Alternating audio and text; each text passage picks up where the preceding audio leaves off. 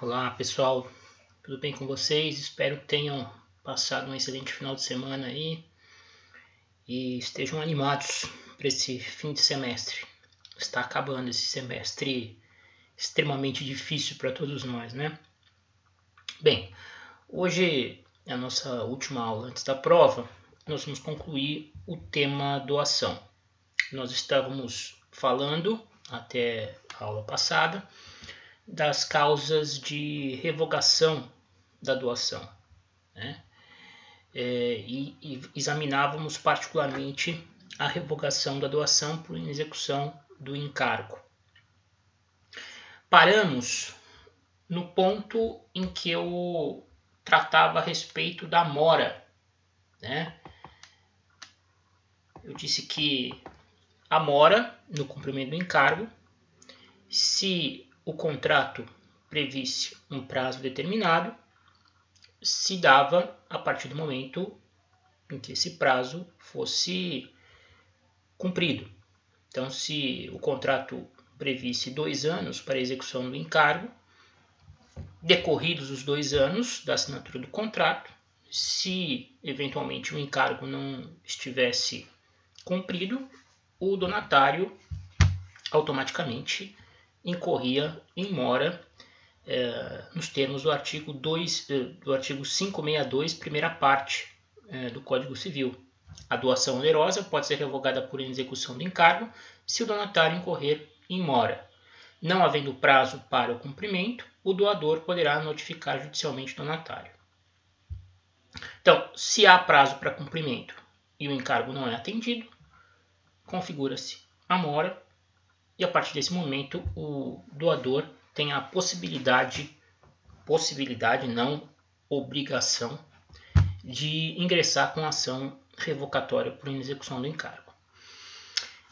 Se não há prazo determinado para o cumprimento do encargo, cabe ao doador interpelar, notificar judicialmente ou extrajudicialmente o donatário, desde que através de e-mail que lhe assegure inequívoca ciência,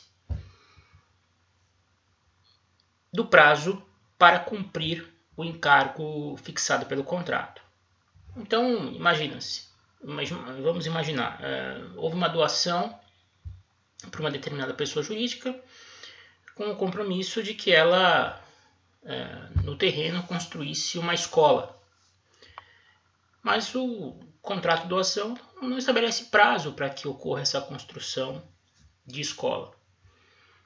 Em determinado momento, o doador, cansado de ver que o donatário não se mobilizava para cumprir a prestação que lhe foi imposta, sem haver prazo determinado, ele notifica o donatário a fim de que ele cumpra aquele encargo em um prazo razoável. Em se tratando de uma construção de uma escola, não pode se falar em 1 mês, 2 meses, 3 meses, 4 meses, talvez 2 anos, 3 anos, a depender da complexidade da obra.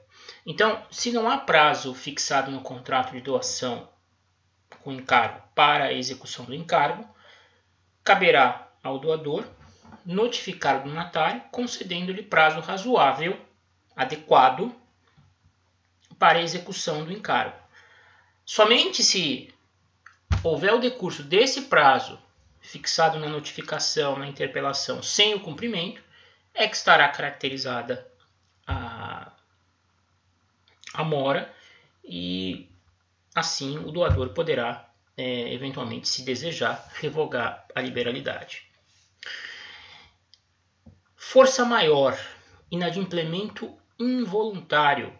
Força maior, e aqui também aplica-se ao caso fortuito. Quando o donatário quer cumprir o encargo, porém, em razão de um evento de força maior ou caso fortuito, de uma situação extraordinária, imprevista, não consegue adimplir o encargo. A força maior e o caso fortuito afastam a mora, porque excluem a culpa do donatário. O donatário fica impossibilitado de cumprir a prestação, o encargo, não porque é negligente, é omisso, porque pura e simplesmente não deseja atender aos anseios do doador. Há um fato da natureza ou humano que impede de executar a obra, o encargo. Vamos imaginar uma doação que envolve um imóvel, em que o doador estabelece a obrigatoriedade do donatário erguer um hospital, né, no local para atender a comunidade. Muito bem, o donatário inicia essas obras desse hospital e, de repente, ele percebe que a característica do terreno não permite uma edificação segura. O terreno é muito arenoso e, com isso, ele não consegue cumprir o encargo de erguer um hospital com o tamanho, vamos dizer, desejado pelo doador. Vamos imaginar que o contrato estabeleça que tem que ser um hospital de 5 pavimentos, com pelo menos 100 leitos, sei lá. E por uma questão técnica, geológica do terreno, imprevisível, que o doador não sabia que existia, ele não consegue cumprir um encargo da maneira como exigida pelo doador. Evidentemente que nesse caso o donatário não pode ser penalizado com a revogação da doação, porque se trata de um evento extraordinário, imprevisível, que lhe impediu de executar um encargo conforme desejado pelo doador. Bem, ainda sobre a revogação da doação com encargo. Vocês sabem, né, que o encargo ele pode ser fixado em benefício do doador, de uma terceira pessoa por ele identificada ou no interesse geral. A revogação somente pode ser pleiteada pelo doador, né? A ação revocatória, que é o remédio processual adequado à revogação da doação, é personalíssima, né? Somente pode ser promovida pelo doador. Os herdeiros do doador eventualmente poderão se habilitar e dar continuidade à ação caso o doador venha a falecer no curso do processo, mas nunca poderão ingressar no lugar do doador, porque se trata de uma ação personalíssima. Para a gente terminar essa questão da doação com encargo, vamos imaginar que o encargo tenha sido fixado numa doação com diversos beneficiários, diversos donatários. Então, vamos imaginar que o doador fez uma liberalidade com encargo em favor de 3 irmãos. Né? O doador, vamos imaginar, doou uma casa para esses 3 irmãos, com a obrigação de que os 3 que são veterinários, por exemplo, atendam pelo menos uma vez por semana, durante um ano, moradores daquela localidade que têm os seus pets, os seus bichinhos adoentados. O encargo é fixado para os 3 donatários. Vamos imaginar que 2 desses irmãos, são 3, os 3 veterinários, 2 deles cumprem com perfeição, com precisão, o encargo que foi instituído pelo doador. Os 2, uma vez por semana, dedicam um dia ao atendimento gratuito de pets pertencentes a munícipes daquela localidade. O terceiro irmão, entretanto, não faz o mesmo. Ele até inicia nas primeiras semanas esse atendimento, mas depois, em função de compromissos, ele acaba assumindo compromissos em vários consultórios de veterinário, ele atende em vários lugares, ele se torna famoso e ele pura e simplesmente ignora e descumpre um encargo. Como é que fica a situação nesse caso? Pode o doador revogar a doação porque um dos donatários descumpriu o encargo?